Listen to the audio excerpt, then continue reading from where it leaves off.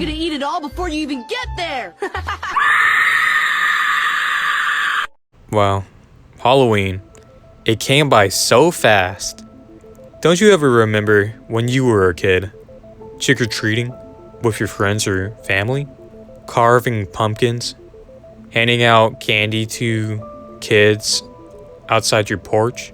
Or even watching the decorations that people would put out on their front lawn or porch, knowing well that they're going to put them right back sorted for the rest of the year as they start moving out their Christmas decorations as soon as November starts to roll around, knowing pretty well that they have paid for poorly manufactured Halloween decorations that have been tremendously overmarked. Anyway, I digress. Sorry for ranting about that. But let's keep reminiscing about Halloween. Do you guys remember when you were a kid having to pick out your costume? Wanting to know that you want to be like, you know, something simple like a ninja, a vampire, the Grim Reaper. Well, I feel kind of old now since I'm at my prime age of 18 years old. Yeah, 18 years old is apparently old for the younger generation. You know, this thing.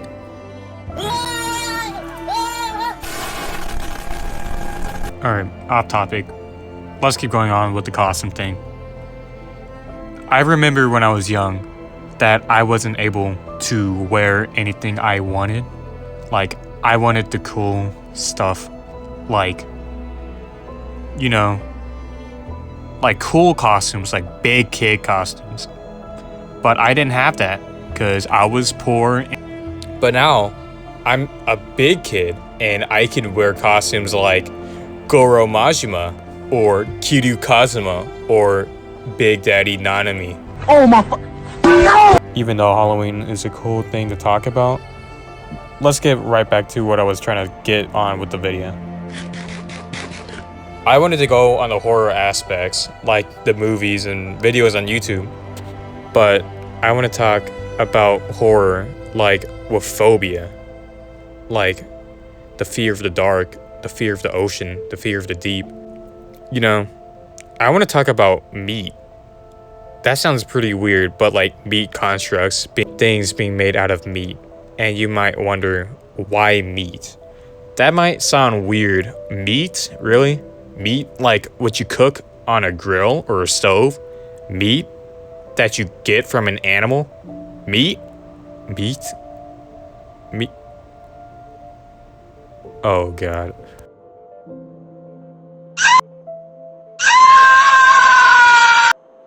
But for real, meat being shown to have life in it is a little uncanny. If we go down the uncanny valley with like mannequins or like human-like creatures, if we go on that track, meat can be disturbing in many ways. Have you ever heard of the sound of meat? It is disgusting. The sloshing sounds and how wet it sounds as you squish it. And now imagine when it spasms and you can hear the vibrations of the meat moving. That is terrifying if you think about it. But if you see it for yourself with videos of frog legs moving once salt is touched on them, or when like a dead animal or a slab of meat starts to spasm, is known to be from an animal that is already dead. But it showing life should not be possible. But seeing it move proves that there is life still going on within that piece of meat.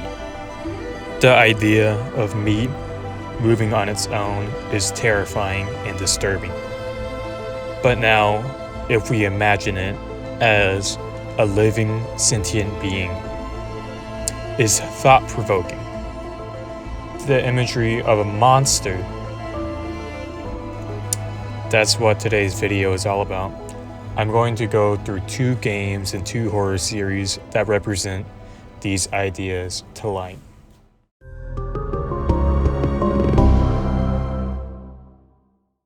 The Binding of Isaac may look like a kid's game, at first glance, but this game is gruesome, full of gore, and really complex biblical allusions. The Binding of Isaac is a game that has originated from Newgrounds, if you still remember that, of course, as a Flash game, I believe. I could be wrong about that, but I'm pretty sure it was a Flash game from Newgrounds. The Binding of Isaac centers around the story of Isaac being trapped in a closet or basement, I believe it was the basement, by his mother. And he is tasked to keep going down levels, lower and lower, deeper and deeper down each level to reach Mom's womb, which I would like to talk about, and as well as the creatures that are made from meat. The first monster here is Claudia, a low-level character that appears through, I believe, all levels, really. The main basis of the levels. Pretty easy, but depicted with a bone sticking out of it. The next monster being showcased are Globulins. They are depicted as red humanoid beings that, if you do not kill them in time, they will just regenerate back, as showcased with my clip up here.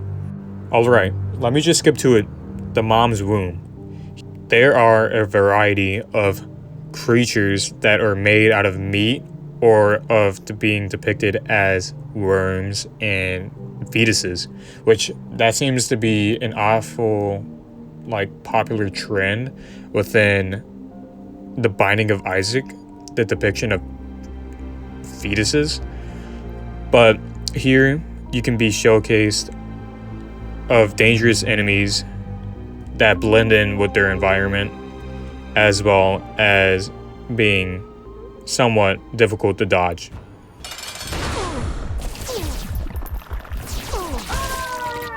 Now shall we go on with the next game, Terraria. Don't we just love Terraria? It's on par with Minecraft. It's such a good game with the lore and the gameplay, in which it has such a simple design but a powerful impact with its gaming experience.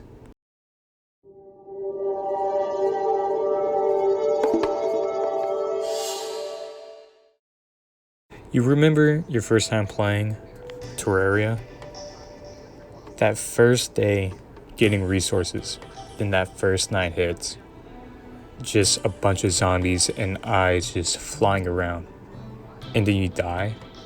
Well, it's just a repeated cycle. And then, eventually, you reach your first cave. You keep exploring around. You get your first magical mirror. It's an achievement. It's great. And you keep exploring, knowing well that you are safe with that magic mirror. Until you reach the deep end. You find your evil biome. The crimson biome is red, it's disgusting, and it's murky. Not such a big contrast compared to the friendliness of your plain biome. The friendliness of the slimes bouncing around and bunnies just hopping right next to you. Building your first house to finding your evil biome. You know there's a boss lurking, waiting for you. And you decide to try to fight it. You fight the monsters and you realize you're outclassed with your starter weapons. And then you die. With all your coins just splattered around. This is where the brain of Cthulhu resides in. The brain of Cthulhu is what you might think of. The eldritch that Lovecraft created. That Cthulhu. It's that brain with an eye in the middle shooting out random membranes at you. Although it's an easy boss, it's just disturbing to look at as it keeps moving, but disappears right behind you. And right in front of you, it appears again and again. Actually, I think I mixed that up, but you know what I'm saying.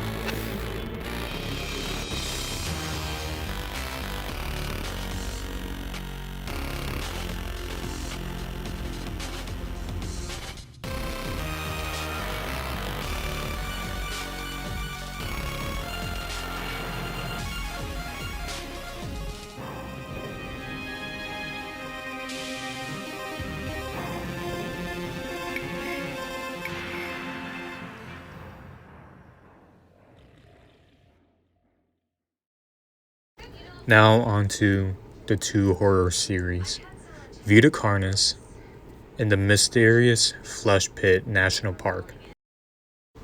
Although I can't really group them up together, but as I am running out of time, both series deserve videos of their own.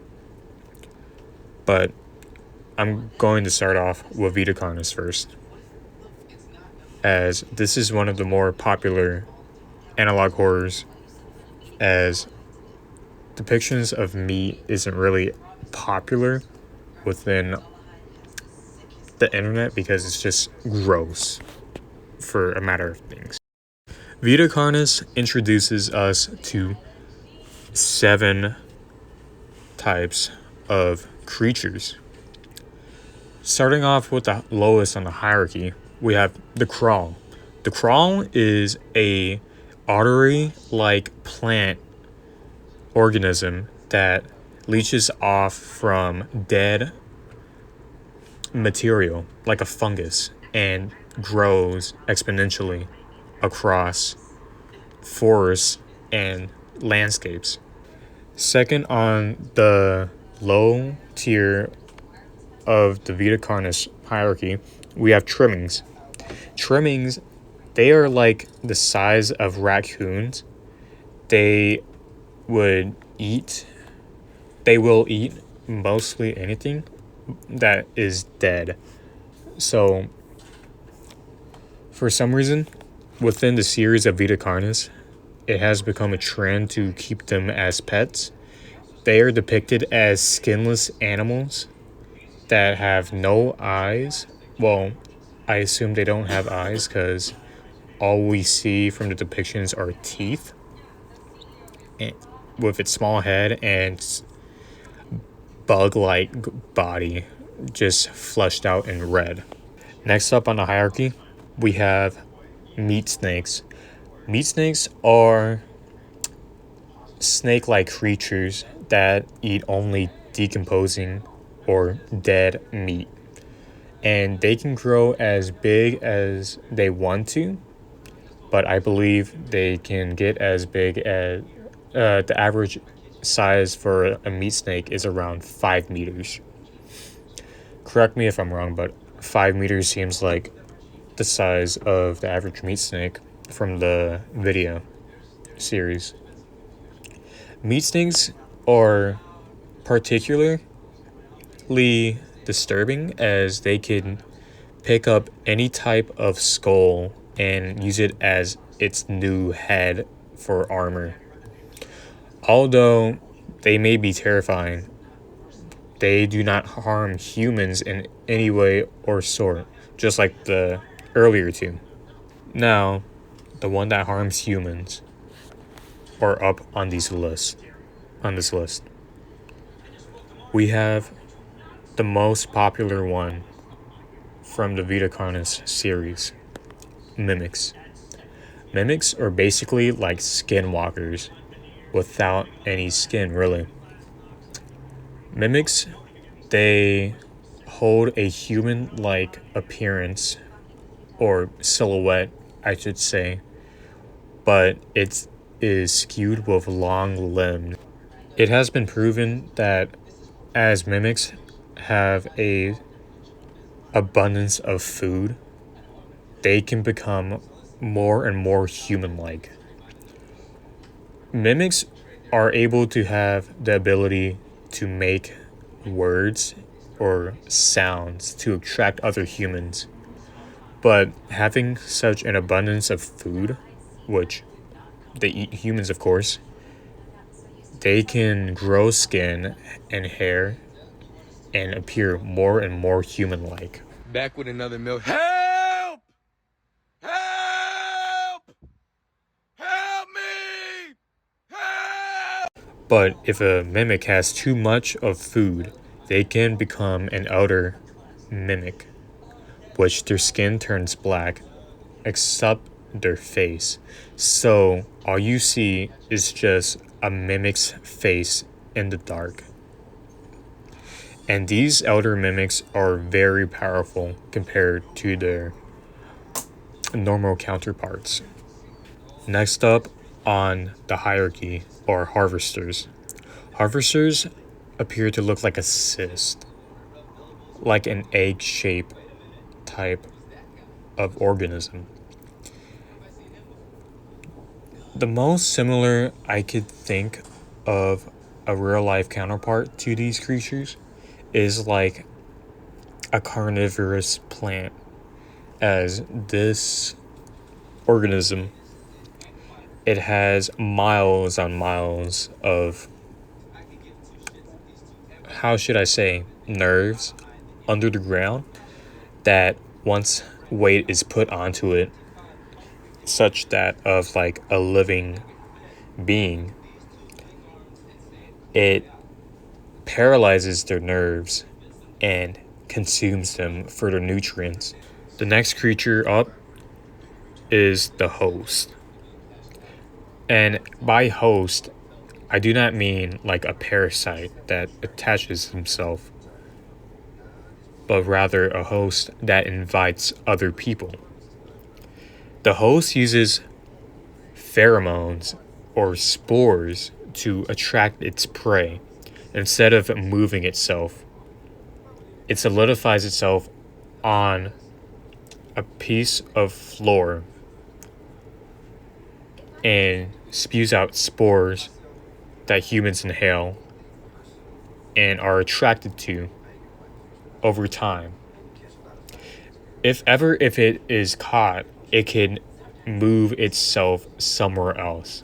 These are pretty rare, but they can be dangerous, as the only way to spot the symptoms of an affected person is pretty difficult, as these could be misdiagnosed for any other reason. However, treatment is available if you somehow prevent it in time. The last Viticarnas shown are called monoliths. They appear to be in a circle formation in North America, notably Canada and the upper United States. And they seem to be impervious to damage, like military-grade weapons. So in order to keep the public away from whatever these monoliths could do, they are fenced in by a puny one at that, like the regular wired fence. If it were to move, and we don't know if it could move or not, it could easily destroy the world, as we know our weapons are not enough to kill it. But for now, it seems to be dormant. Although I would like to discuss the lore, this video isn't about the lore, really. It's more about the depictions of such creatures like this. I might make videos on the mysterious flesh pit and Viticarnas one day, but we'll see. My schedule isn't really up to par right now, but let's continue. This mysterious flesh pit national park is what you might think a flesh pit, but it's just a large random hole of meat that was opened by humans to see and explore within this gaping wound that we have so opened.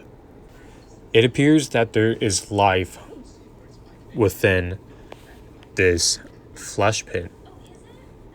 It appears that millions of years of evolution has taken place within this flesh pit, as like of how animals within a cave would develop, or animals that live their lives underground, animals without eyes traveling through pheromones, sound, and touch.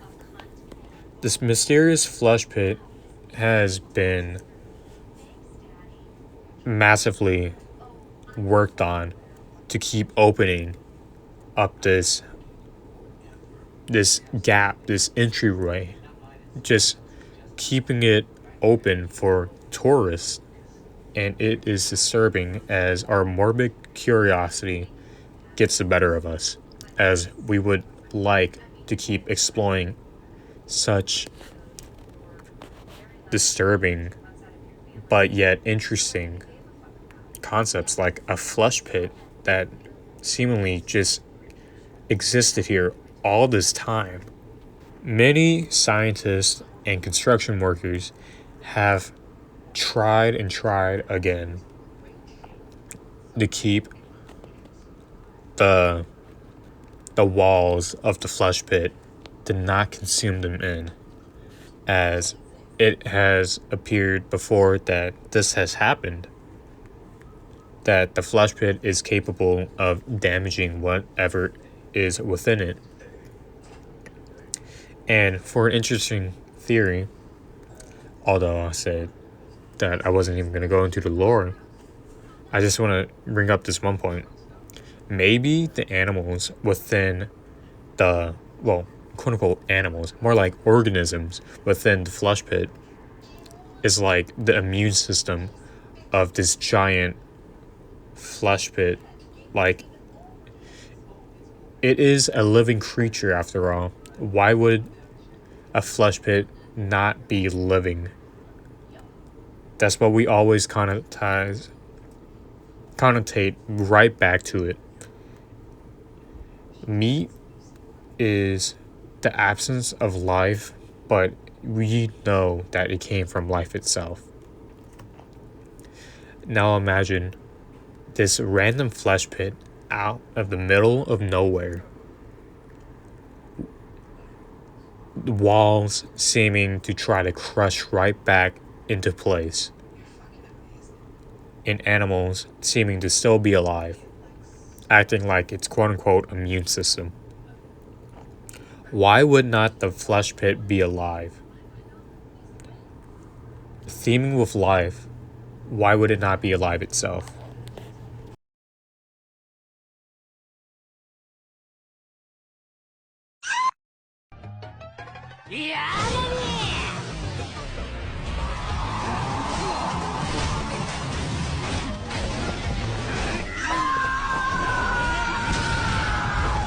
Well, that was an interesting video. I hope you guys had a happy Halloween, and sorry for the annual upload schedule. It's because I'm in college right now, because I'm old. But I'll see if I'm remotivated again to make another video. I might try to make another video within this month of November, but we'll see.